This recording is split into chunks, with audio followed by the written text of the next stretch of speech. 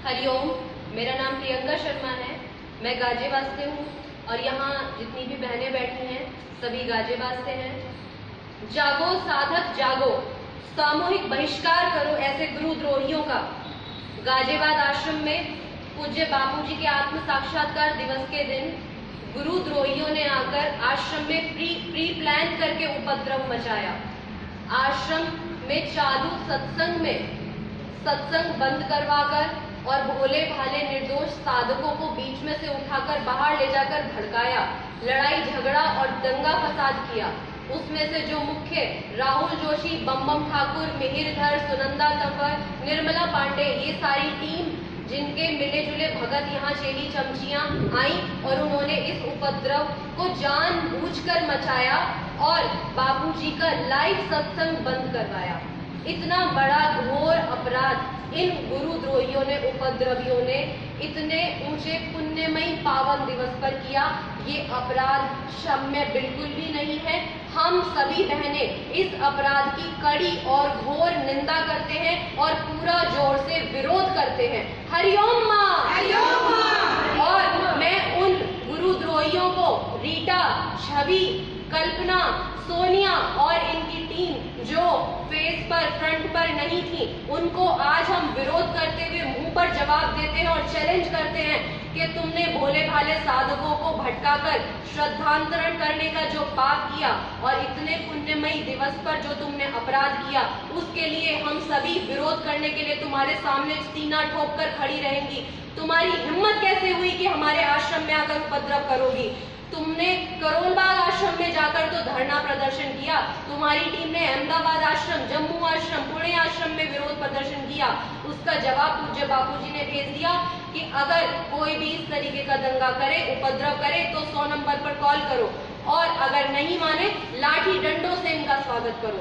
तो अब हम खुला चैलेंज करते हैं कि अगर इस तरीके का उपद्रव और घोर दोबारा से अपराध करने की कोशिश करी तो हम कड़ा विरोध करेंगे, उनकी पूर्ण जोर से निंदा करेंगे। रीटा ने बोला कि हम आश्रम में आते हैं साधना ध्यान भजन करने के लिए और हमें निंदा का जहर पिलाया जा रहा है। मैं इस रीटा को जवाब देना चाहती हूँ और इससे एक प्रश्न करना चाहती हूँ। तुम और तुम्हारी पूरी गुरुद्रोहियों की टीम इतने 8 सालों से क्या कर रहे थे? तुमने आश्रमवासियों की निंदा, संचालकों की निंदा, आश्रमों की निंदा, लीगल टीम की निंदा, वक्ताओं की निंदा, गुरु के द्वारा दिए हुए मंत्र की निंदा, महासंकल्प में जो मंत्र जप होता है उसकी निंदा और जो भी आश्रम में सेवा कार्य चलते हैं उनकी निंदा। तुमने 8 सालों में क्या जहर पिलाया भोले भाले साधकों को? और बापूजी ने स्वयं उन आश्रमवासियों को निर्दोष ठहराया। उनको बोला कि मेरे आश्रमवासियों ने ऐसा कोई गलत कार्य ना किया है, ना कर रहे हैं, वो मेरे खिलाफ मारने की साजिश नहीं कर सकते। और जिस छोरी का पूरा षड्यंत्र का पर्दाफाश स्वयं गुरुदेव ने कर दिया, उस छोरी का पक्ष लेकर तुम यहाँ हमारे गाजियाबाद आश्रम में उपद्रव करोगी? तुम्हारी हिम्मत कैसे हुई? जहर तो तुमने भोले भाले साधकों के मन में भरा है, जहर भटकाया, श्रद्धांतरण का अपराध तो तुमने किया है भोले भाले साधकों के अंदर। तो यहाँ कौन सा जहर पिलाया जा रहा है? बल्कि यहाँ तो सत्संग चल रहा था, तुमने तो उल्टा ब्रह्मवेता के सत्संग को बीच में बंद कराने का घोर निंदनीय अपराध किया है, जिसका दंड तुम्हें प्रकृति भी देगी। और स्वयं गुरुदेव ने बोल दिया, जो छोरी के पास जाते थे, जो इतना सुनने पर भी छोरी का गुण गाएंगे, छोरी के सपोर्ट में रहेंगे, उन्होंने पूरा नहीं तो आधा त्याग तो किया है। वो श्री आशा रामायण का पाठ करें तो उनको, नहीं करेंगे तो उनको गौ मांस खाने का पाप लगेगा।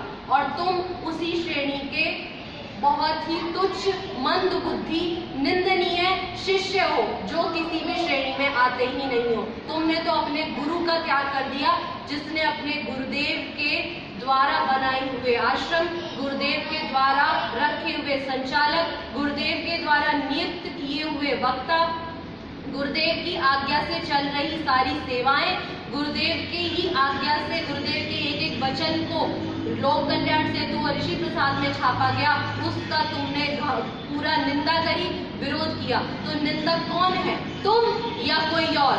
तुम ही उसी षड्यंत्रकारियों में शामिल हो और तुम्हारे जैसे गुरुद्रोहियों का, हम टीम का, पूरी टीम का पूरे भरजोर से विरोध करते हैं और चैलेंज करते हैं कि दोबारा ऐसा उपद्रव करोगी तो लाठी डंडे से तुम्हारा स्वागत किया जाएगा।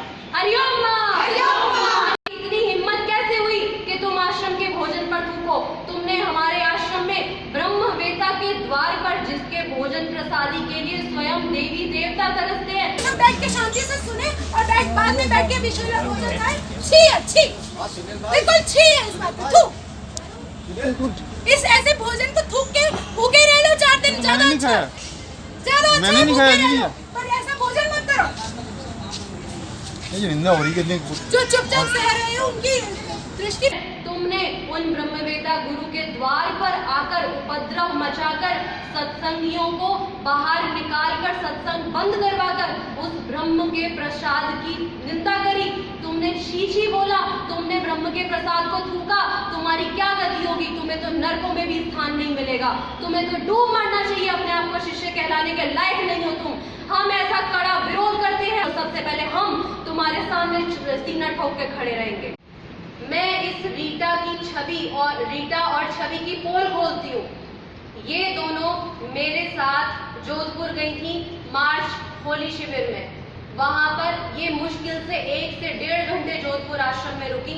इनको बापूजी के दर्शन से कोई मतलब नहीं है और ये वहां से तुरंत उदयपुर के किले घूमने के लिए 1 हफ्ते उदयपुर में रही। उदयपुर के किले घूम रही थी और मैं स्वयं जोधपुर आश्रम में 1 हफ्ते रुकी और इनको बापूजी के दर्शन से, बापूजी के सत्संग से, बापूजी के स्वास्थ्य से किसी से कोई लेना देना नहीं है।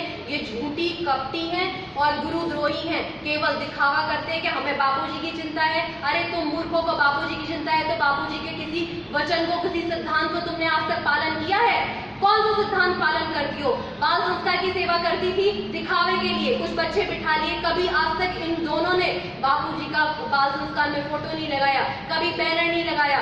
स्कूलों में जो शिविर दिखावे के लिए अपनी प्रशंसा के लिए चलाती थी तो छोरी का ही गुणगान गाती थी। कभी बापूजी का इन्होंने बैनर तक प्रयोग नहीं किया।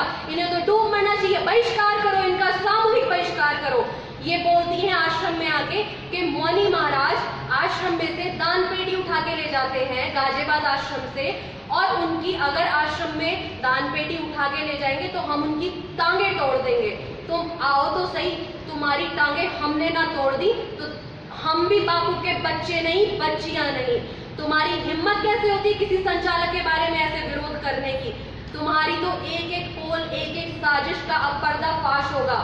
तुम्हारा सारी दुनिया में पर्दाफाश करेंगे। ये रीटा, छवि, कल्पना, सोनिया और भी जो भी इसकी मंडली में बहनें अगर गाजियाबाद में विरोध प्रदर्शन करने आएंगी तो हम खुली चुनौती देते हैं। अब इनका सामूहिक रूप से बहिष्कार करेंगे। आत्म साक्षात्कार दिवस पर जो सत्संग में बोला कि छोरी और उनकी माताजी पुणे गए, दिल्ली गए, हरिद्वार गए जमीन के लिए या और भी पैसों के चक्कर में, लेकिन जोधपुर नहीं आई और ना बापूजी से मिलने आई, बापूजी के स्वास्थ्य की जरा भी जानकारी लेने नहीं आई।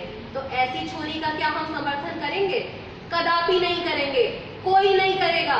जो हमारे गुरु का नहीं हुआ वो हमारा नहीं है। और गुरु अगर हमें कहेंगे खड्डे में गिर जाओ तो हम गिरने को तैयार हैं। हमारे ब्रह्मज्ञानी गुरु की आज्ञा से ही 450 आश्रमों में सारे सेवा कार्य चलते हैं और चल रहे हैं।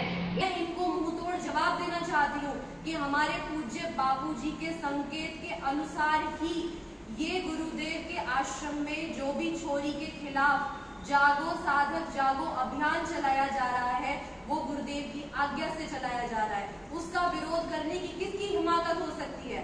ये कौन होते हैं जो हमारे आश्रम में आकर उपद्रव करेंगे और सत्संग बंद कराएंगे?